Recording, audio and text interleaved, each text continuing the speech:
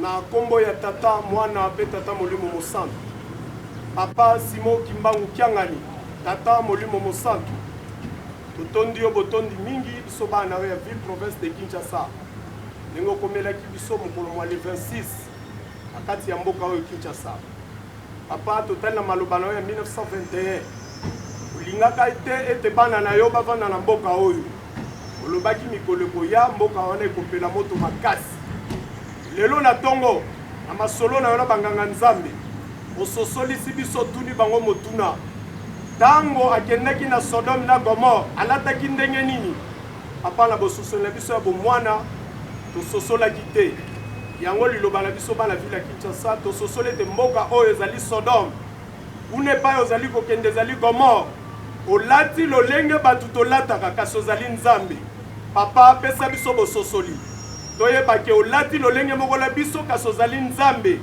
me oyaki mpona kobebisa biso te ndenge obebisaki Sodome na Gomore oyaki mpona kobikisa biso papa tomikiti liboso na yo mpo ete obikisa biso me otumba biso lisusu te ndenge otumbaki Sodome na Gomore kati na biso bakoko Abraham bazali mingi oyo baza kososolaki ozali molimo mosantu na epoke wana koko asosolaka yo ye moko kobanda na mboka Loma ti okomaki na mboka esika azalaki papa biso tososoli yo kuna mpe epai ozali kokende moko mibale basosoli yo papa tosengi yo ozali nkolo ya nguya tia kimia esika ozali kokende milimo nyonso ya mabe ezala na kimia biso mpe totikala na kimia na kombo tata mwana molimo santu amen.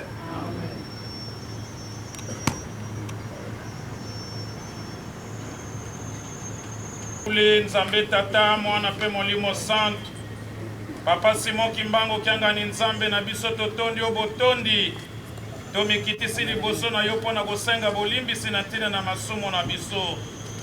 Merci na grâce ya monene osili kopesa biso otiki mboka nkamba Yerusalemu ya sika oye kotala biso bana na yo ya Kinshasa mpe na ntango ozali kobongama mpona kokatisa na ngambo na Kongo langa ya kolona mpe kobokola oboma miso baino longola mabaku na nzema maswa okoma na kimia séjour ya kitoko ya malamu obatela mpe biso lokola tozali kotikala na mboka Kinshasa manso tosengi epa na yo okokisela biso bilaka ndenge ezali bolingo mpe mawa na yo na kombo ya tata mwana mpe molimo santu.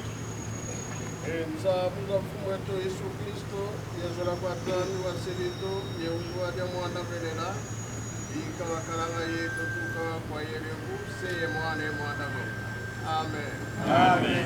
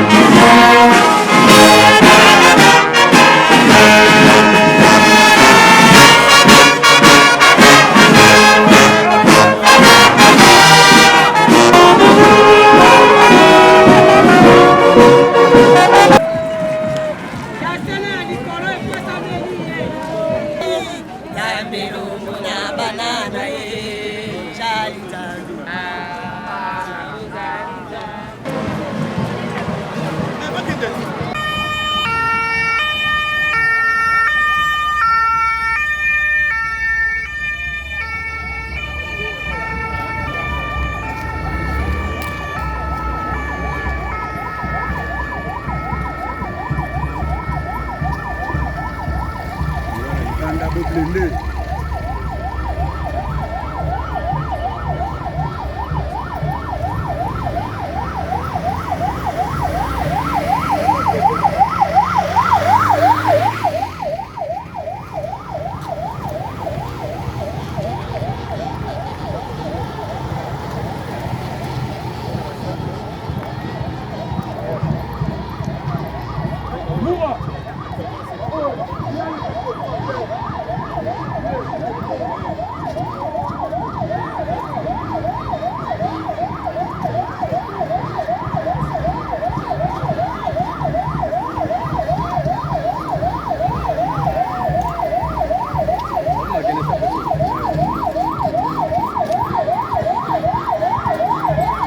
Dori.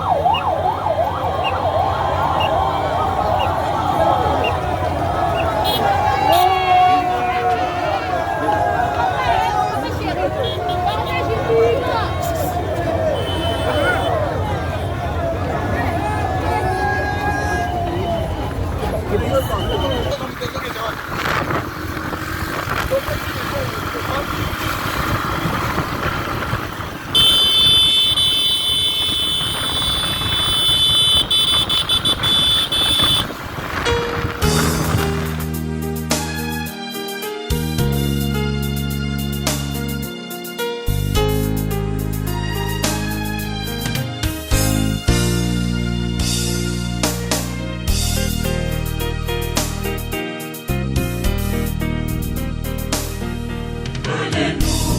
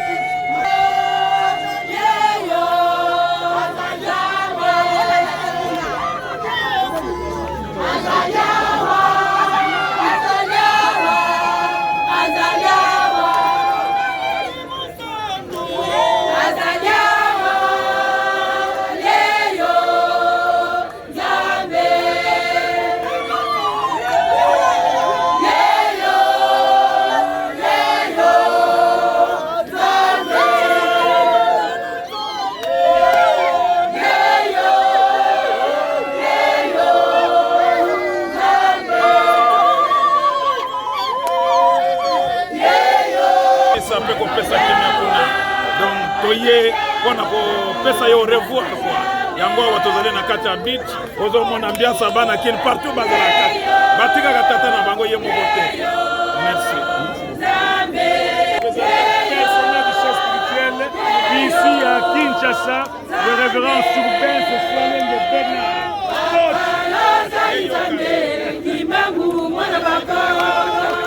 Voilà l'ambiance.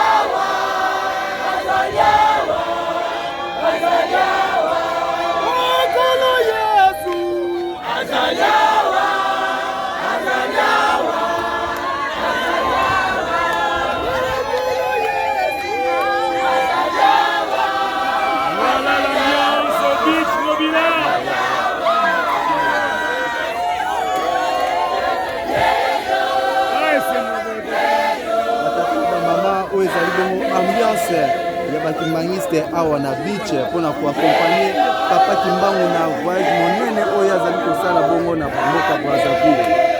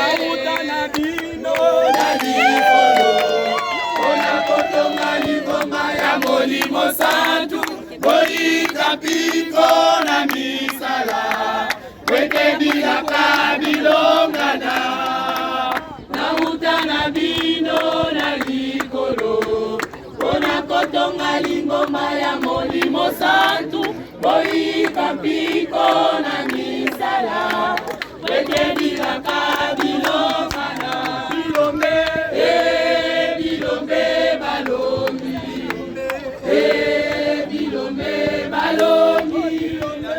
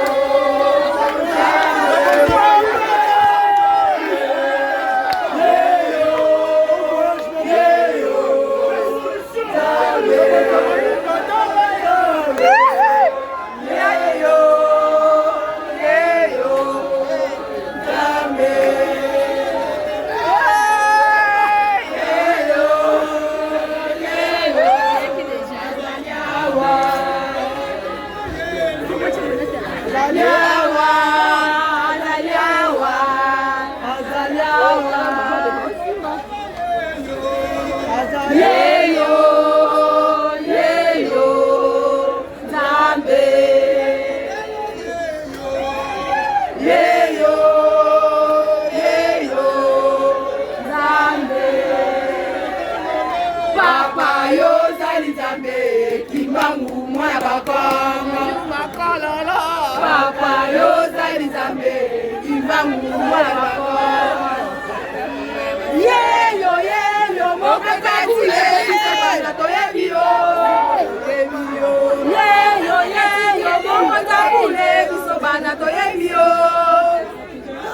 Ozali Nzambe Ozali Nzambe biso toyebi yo Papa yo ozali Nzambe Kimbangu mwana bakongo Papa yo ozali Nzambe Kimbangu mwana bakongo Yeyo moko tabule biso bana toyebi yo Yeyo moko tabule biso bana toyebi yo Nzambe biso toyebi yo Ozali Nzambe biso toyebi yo Ekosimba te biso yo na kachakiche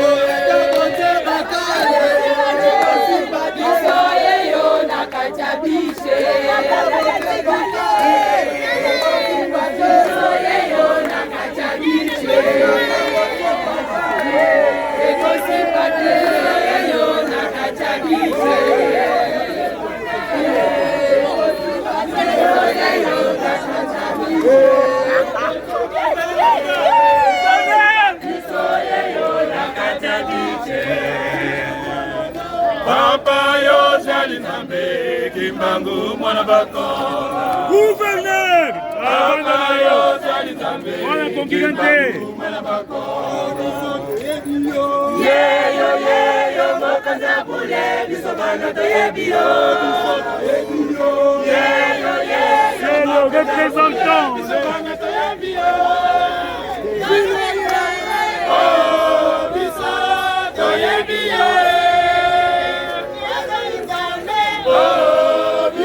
le gouverneur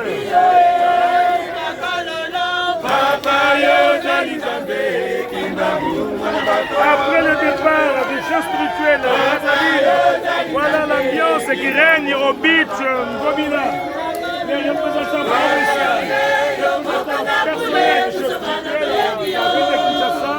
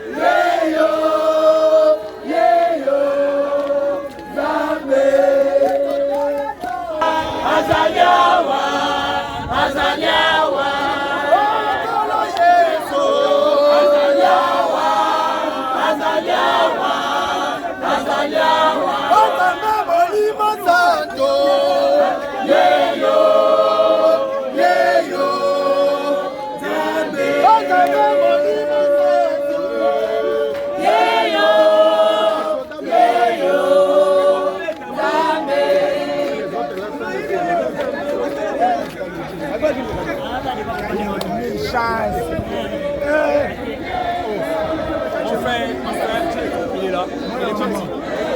Il traverse. C'est une joie. Quand Dieu décide, rien ne l'empêche. Et c'est comme ça.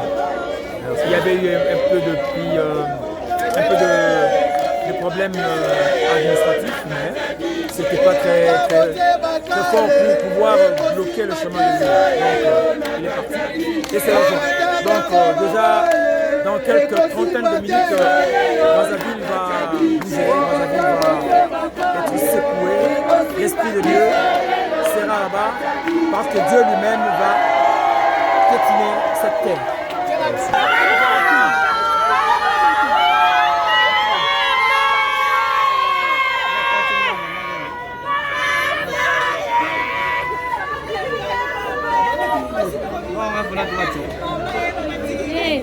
Il faut pas qu'il y ait... Ah, Tana.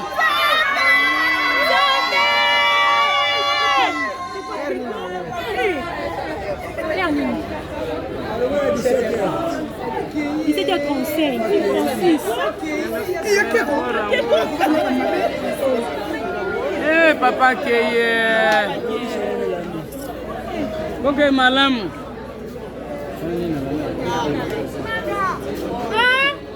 Naza